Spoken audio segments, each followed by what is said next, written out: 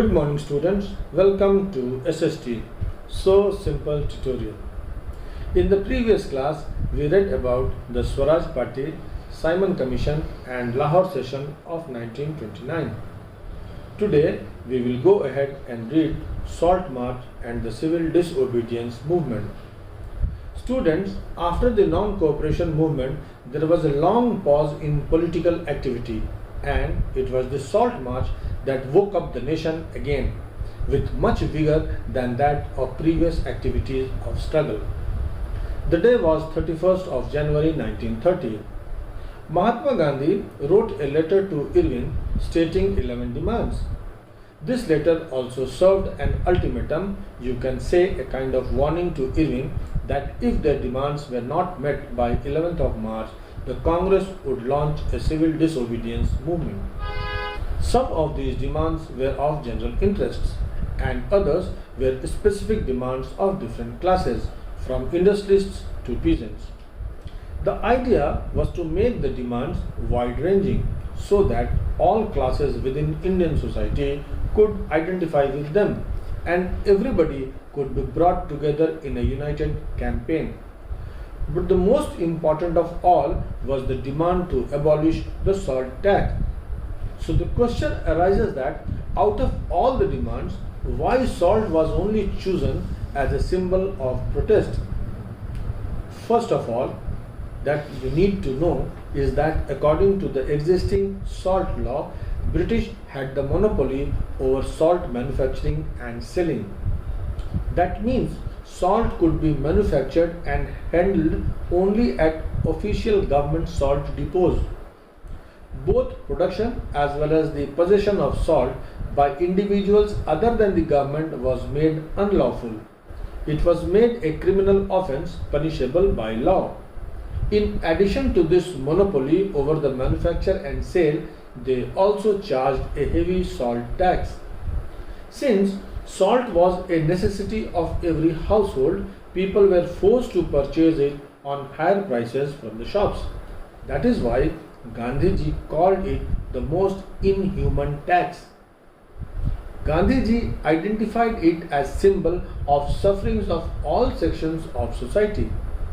Salt had no divisive elements either in terms of caste, religion or class, and was thus a silent ingredient of unity in diversity. Thus, by choosing salt, Gandhiji tried to bring all the masses into the struggle. I hope you have understood the point why salt. Now, what happened to that letter? Irving was adamant. He was unwilling to negotiate, so he turned a deaf ear to the demands and ignored the letter. As a consequence, Gandhiji started his salt march, also called Dandi Yatra, on 12th of March 1930. He was accompanied by 78 volunteers. It was a kind of Padyatra. They walked for 24 days to cover a distance of 240 miles, which meant about 385 kilometers from Sabarmati Ashram at Ahmedabad to Dandi.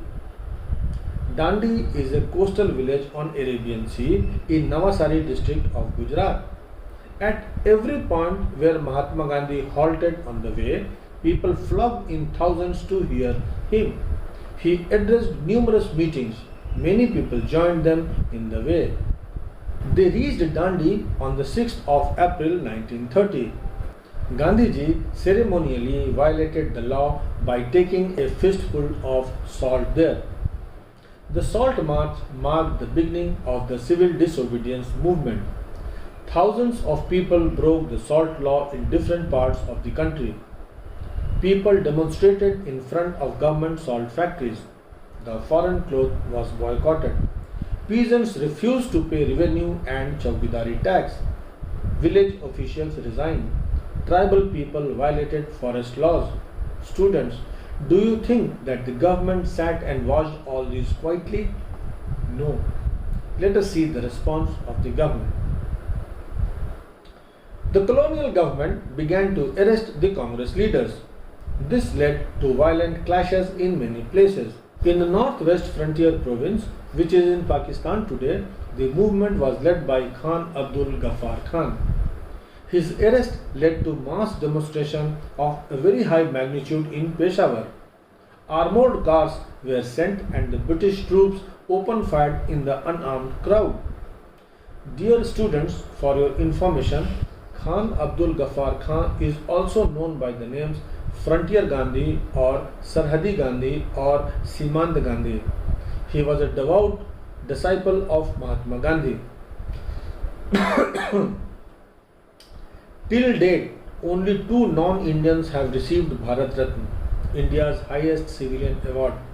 Khan Abdul Ghaffar Khan was the first person in 1987 who was awarded Bharat Ratna without being an Indian national. The other was Nelson Mandela in 1990. This is all for your general knowledge.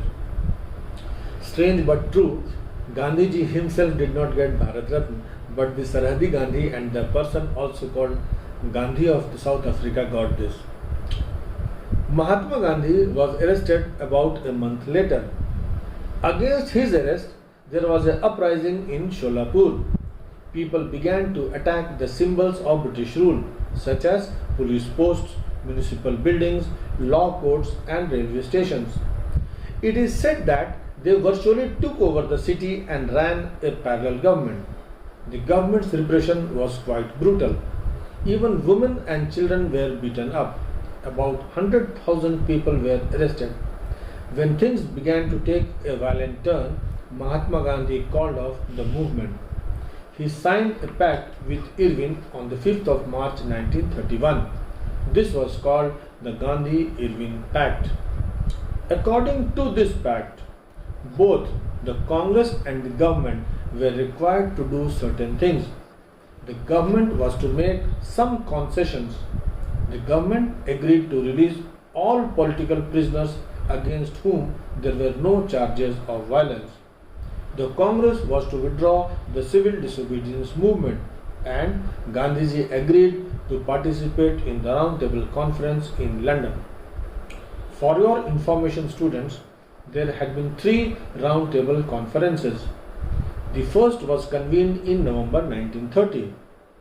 The conference that Gandhiji agreed to participate in the Gandhi-Irving Pact was the second one. Thereafter, the third one was convened in 1932. So, students who are going to take competitive exams like NTSC, please note it down. You may be asked which Round Table Conference was attended by the Congress. So, the answer is second Round Table Conference. The Congress did not participate in the first as well as the third Round Table Conference. Okay. Gandhiji went to London in December 1931. He alone, as the representative of Congress, represented the whole country. Others, like the Indian princes, Hindu, Muslim and Sikh communal leaders, claimed to be the representatives of their respective communities and not the country. They were not found interested in the India's independence. They were interested in their own pound of flesh. Therefore, no agreement could be reached and the conference ended in a failure. Gandhiji had to return with disappointment. When Gandhiji came back to India, he found that most of the leaders were put into jail. Congress had been declared illegal. Many measures were taken to prevent meeting, demonstrations and boycotts. So Gandhiji relaunched the civil disobedience movement. By 1934, the movement lost its momentum and so was withdrawn in 1934. So students, this is all about Salt March and the beginning of civil disobedience movement.